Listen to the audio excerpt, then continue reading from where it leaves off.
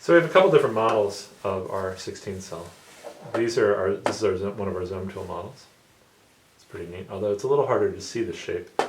This is one that I don't think you can make out of Zome. I don't think the Zome has these angles in it, but it's a little easier to see. So what are the three-dimensional objects that make up the surface volume of a 16 cell?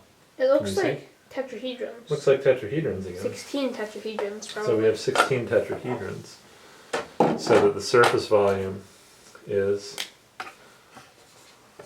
turns out to be 4 times the square root of 2 over 3, which is approximately 1.8856. Okay. And how about the hypervolume? What do you think? 16 times the volume of one of those tetrahedrons, maybe? Well, no, that's the surface volume. That's the surface volume, yeah. It's not clear to me at all, because it's not even clear what the shape is, right? Yeah, because here is the tetrahedron inside of a bunch of... tetrahedrons inside of a tetrahedron. Yeah, so this is one that actually, for the pyramid, we could sort of figure out, or at least guess, what the volume might be here. It's like, what? But it's amazing. It turns out the hypervolume is exactly 1/6. So there must be an easy way to figure this out.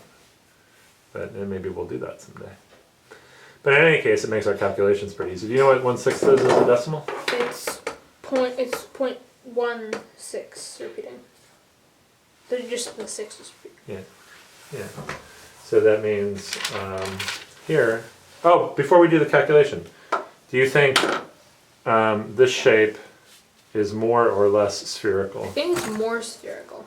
More spherical. What about this shape, which is the same shape, different projection? Well, it would have to be the same amount of sphericalness, but Yeah. it doesn't look as spherical. No, in fact, it looks like it's going to be the same sphericalness as this. Yeah. So it's interesting. So here we really got to do the calculation because we don't know. Is it this shape? Is it that shape? What does it look like? And when we do that calculation, believe it or not, we come up with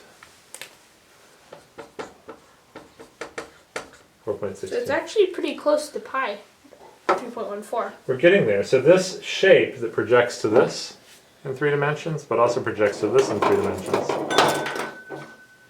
is even a little bit more spherical than the hypercube.